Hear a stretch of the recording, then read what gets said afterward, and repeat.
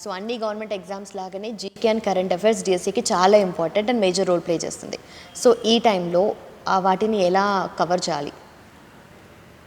చాలామంది ఈ DSC aspirants neglect చేసేటువంటి ఒక area GK current affairs. General knowledge current affairs అనేది అదొక లైఫ్ స్టైల్, నిరంతర ప్రక్రియ. ఎవరైతే ఒక ప్రామాణికమైనటువంటి దినపత్రిక ప్రతిరోజు ఒక 1 అవర్ చదువుతారో ఆ చదివేటప్పుడు ప్రాముఖ్యమైనటువంటి కరెంట్ అఫైర్స్ అంతర్జాతీయ స్థాయిలో, జాతీయ స్థాయిలో, రాష్ట్ర స్థాయిలో ఉండే ముఖ్యమైన వ్యక్తులు, ముఖ్యమైనటువంటి వ్యవస్థలు, క్రీడలు, అవార్డులు, సమావేశాలు, అదేవిధంగా శాస్త్ర సాంకేతిక రంగంలో, ఆర్థిక రంగంలో, వైద్య రంగంలో జరుగుతున్నటువంటి అధునాతన ధోరణులు, వివిధ దేశాలలో జరుగుతున్నటువంటి ఎలక్షన్స్, వివిధ దేశాలలో ఉన్నటువంటి కూటములు, వివిధ దేశాలలో ఉన్నటువంటి యుద్ధాలు, ఇవన్నీ కూడా కరెంట్ అఫైర్స్. అది ఒక నిరంతర ప్రక్రియగా చదవాలి. ఈ కరెంట్ అఫైర్స్తో పాటు జనరల్ నాలెడ్జ్ వేరే, జనరల్ స్టడీస్ వేరే. జనరల్ స్టడీస్ అనేది ఒక అవగాహనతో కూడుకున్నది. జనరల్ నాలెడ్జ్ అనేది స్ఫృతిని పరీక్షించేది. నాలెడ్జ్ మనకు తెలుసు, పెడగాజీలో నాలెడ్జ్లో 2 స్పెసిఫికేషన్స్ ఉంటాయి, రీకాల్ అండ్ రికగ్నైజ్. కనుక జీకేలో ప్రధానంగా మెమరీని పరీక్షించేటువంటి ప్రశ్నలే ఉంటాయి. కనుక మీరు ఒక కరెంట్ అఫైర్ చదివేటప్పుడు కొన్ని ప్రశ్నలు మీరు రాసుకుంటూ కరెంట్ అఫైర్స్ చదవాలి. మొదటిది వాట్. కరెంట్ అఫైర్స్కి సంబంధించిన అంశం ఏంది? వాట్. ఫర్ ఎగ్జాంపుల్, ఇజ్రాయెల్కు మరి పాలస్తీనాలో ఉండేటువంటి ఈ హమాస్ తీవ్రవాదులకు యుద్ధం జరుగుతుంది. వాట్. వేరు ఎక్కడ జరుగుతుంది? ఇజ్రాయెల్ ఎక్కడ ఉంది? పాలస్తీనా ఎక్కడ ఉంది? ఈ 2 దేశాల మధ్య మరి భౌగోళిక సరిహద్దులు ఏంటి? ఏ ఖండంలో ఇవి ఉన్నాయి? వాటి చుట్టూన్నటువంటి దేశాలు ఏంటి? వేర్. వెన్. ఈ యుద్ధం ఎప్పుడు జరిగింది? చరిత్రలో గతంలో వీటి మధ్యలో ఏమైనా యుద్ధాలు జరిగాయా? So when. వై. ఎందుకు యుద్ధం జరుగుతుంది పాలస్తీనాలో ఉండేటువంటి హమాస్ తీవ్రవాదులకు ఇజ్రాయెల్కి మధ్య? హౌ. దాని ప్రభావం ఏంటి? ఇజ్రాయెల్కి అనుకూలంగా ఉండేటువంటి దేశాలు ఏంటి? పాలస్తీనాకు అనుకూలంగా ఉండే దేశాలు ఏంటి? ఐక్యరాజ్య సమితి పాత్ర ఏమిటి? సో ఈ విధంగా what, where, when, how, why, who. తర్వాత ఎవరెవరు పాల్గొంటున్నారు? ఇజ్రాయెల్ ప్రధాని ఎవరు? పాలస్తీనా ప్రధాని ఎవరు? హమాస్ తీవ్రవాదులలో ముఖ్యమైన చీఫ్ కమాండర్ ఎవరు?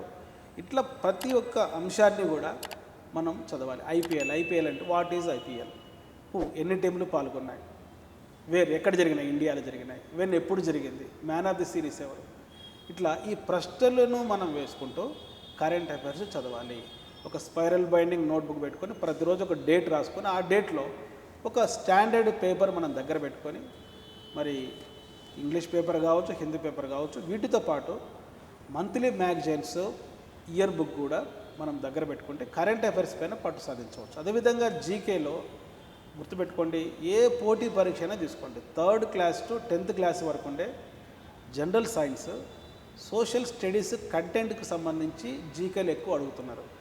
కనుక ఈ డిఎస్సి ప్రిపేర్ అయ్యే వాళ్ళకు ఒక అడ్వాంటేజ్ ఏంటంటే, మీరు చదివే కంటెంటే బాగా చదివితే అది జీకే కొద్ది వరకు ఉపయోగపడుతుంది. సో ఈ జనరల్ నాలెడ్జ్కి సంబంధించి ప్రతి ఒక్క అభ్యర్థి కూడా జాగ్రఫీ పైన ప్రాథమిక అవగాహన ఉండాలి. హిస్టరీ, పాలిటీ, ఎకానమీ, అదేవిధంగా జనరల్ సైన్సెస్, లైఫ్ సైన్సెస్ కావచ్చు, ఫిజికల్ సైన్సెస్ కావచ్చు, వీటిపైన పట్టు సాధించండి. అదేవిధంగా అంతర్జాతీయ స్థాయిలో జీకే కరెంట్ అఫైర్స్ అర్థం కావాలంటే ప్రపంచంలో ఉండే ఖండాలు, ఆ ఖండాలలో ఉన్నటువంటి దేశాలు, ఆ దేశాలు యొక్క దిక్కులు, ఉత్తరాన ఏమున్నాయి, దక్షిణాన ఏమున్నాయి, తూర్పున ఏమున్నాయి, పశ్చిమాన ఏమున్నాయి, వీటిని దృష్టిలో పెట్టుకొని మీరు ఒక ప్రపంచ పటం ప్రతి ఒక్క అభ్యర్థి యొక్క రూమ్లో ఉండాలి. అదేవిధంగా భారతదేశంలో ఉండే 28 రాష్ట్రాలు, 8 కేంద్రపాలిత ప్రాంతాలు, నార్త్లో ఏమున్నాయి, సౌత్లో ఏమున్నాయి, ఈస్ట్లో ఏమున్నాయి, వెస్ట్లో ఏమున్నాయి, నార్త్ ఈస్ట్లో ఏమున్నాయి, సౌత్ ఈస్ట్లో ఏమున్నాయి, నార్త్ వెస్ట్లో ఏమున్నాయి, సౌత్ వెస్ట్లో ఏమున్నాయి, ఈ రాష్ట్రాలపైన ఒక అవగాహన ఉండాలి. ఈ మధ్య ఎక్కువగా బిట్స్ అడుగుతున్నారు. అదేవిధంగా రాష్ట్రానికి సంబంధించినటువంటి జిల్లాలు, తెలంగాణలో ఉండేటువంటి జిల్లాలు, ఆంధ్రప్రదేశ్లో ఉండేటువంటి జిల్లాలు, ఈ విధంగా భౌగోళిక పరంగా ఒక పట్టు సాధిస్తే మీరు జనరల్ నాలెడ్జ్, కరెంట్ అఫైర్స్ తక్కువ టైంలో ఎక్కువ మార్కులు సాధించవచ్చు. ఎప్పుడైనా GK current affairs bits answer చేసేటప్పుడు మరి మనకు ప్రశ్నకు ఆన్సర్ తెలియనప్పుడు ఎలిమినేషన్ మెథడ్ ఫాలో కావాలి. అంటే మనకు ఒక ప్రశ్నకు సంబంధించి ఏది సరికాదు, దీనికి సంబంధించిన చాలా టెక్నిక్స్ ఉన్నాయి. ఆ టెక్నిక్స్లో ఒక టెక్నిక్ ఏంటంటే లెంతీ ఆప్షన్. ఎప్పుడైనా కూడా మనకు ఆన్సర్ తెలియనప్పుడు పొడవైన సమాధానాన్ని తీసుకోవాలి. ఒక 4 ఆప్షన్స్లో ఎప్పుడు కూడా యూనిక్ ఆప్షన్ కరెక్ట్ కాదు. యూనిక్ ప్రత్యేకంగా ఎప్పుడైనా ఒక పేపర్ తయారు చేసేటప్పుడు ఒక ప్రొఫెసర్ ఒక ప్రశ్న కింద ఇచ్చేటువంటి 4 ఆప్షన్స్ పోలికలు ఉండే ఆప్షన్స్ ఇవ్వాలి. అదొక రూల్. ఆప్షన్స్లో పోలికలు లేనప్పుడు, ఆప్షన్స్ సరిసమానంగా లేనప్పుడు, విసిరివేయబడినట్లు ఉండేటువంటి ఒక ఆప్షన్, యూనిక్గా ఉండే ఆప్షన్ కరెక్ట్ కాదు. ఆ ఆప్షన్ ఎలిమినేట్ చేసుకోవాలి. కాంట్రాస్ట్ స్టేట్మెంట్స్, పరస్పర విరుద్ధ వాక్యాలలో ఒకటి కరెక్ట్ అవడానికి అవకాశం ఉంది. కీవర్డ్ రిపీటెడ్, ఎప్పుడైనా మనకి ఇచ్చినటువంటి 4 ఆప్షన్స్లో ప్రతి ఆప్షన్లో ఒక కీవర్డ్ ఉంటుంది. ఆ కీవర్డ్ ఉండేటువంటి ఆప్షన్స్ కరెక్ట్ అవడానికి అవకాశం ఉంది. అదేవిధంగా ఎప్పుడైనా మనం ఆన్సర్ చేసేటప్పుడు 1, 2 కరెక్ట్, ఏ, బి కరెక్ట్ అనే ఆప్షన్స్ ఉంటాయి. అది కూడా ఎంపిక చేసుకోవడానికి ట్రై చేయండి. ఇంట్యూషన్, ఏమీ తెలియని పరిస్థితుల్లో ఒక కష్టమైన ప్రశ్నకు ముందు ఏ ఆన్సర్ అనుకుంటారో ఆన్సర్ చేయడానికి ట్రై చేయండి. అదేవిధంగా మీరు టీచర్స్ బిహేవియర్, ముఖ్యంగా పెడగాజీకి సంబంధించి, సైకాలజీకి సంబంధించి, ఒక టీచర్కి సంబంధించిన నెగిటివ్ ఆప్షన్ ఎప్పటికి కూడా కరెక్ట్ కాదు. సో ఈ విధంగా కొన్ని టిప్స్ ఫాలో అవ్వడం వల్ల, ముఖ్యంగా పై 1 అని ఉంటుంది. ఏం తెలియనప్పుడు పై 1ని పెట్టరండి ఆన్సర్. ఓకే, పైవేవి కాదు. చూడండి, ఎప్పుడైనా పైవేవి కాదు కరెక్ట్ కావడానికి అవకాశం లేదు. ఎప్పుడు 4 ఆప్షన్లు సెట్ చేయలేనప్పుడు ఆ ఆప్షన్ ఇస్తాడు ఈ యొక్క ప్రొఫెసర్. కనుక ఇటువంటి సింపుల్ టెక్నిక్స్తో డేటా ఉంటుంది. జీకేలో ఒక డేటా ఇస్తాడు. ఈ క్రింది వానిలో కనిష్ట ఉష్ణోగ్రత అంటాడు. కనిష్ట ఉష్ణోగ్రతని గరిష్ట ఉష్ణోగ్రత ఉన్న డేటా కరెక్ట్ ఆప్షన్గా ఇవ్వడు. అట్లనే కనిష్ట ఉష్ణోగ్రతకు సంబంధించినటువంటి డేటా కరెక్ట్ ఆప్షన్కి ఇవ్వడు. ఈ కనిష్టం కానీ గరిష్టం కానీ మిగతా 2 ఆప్షన్స్లో ఒక బిట్ కరెక్ట్ కావడానికి అవకాశం ఉంది.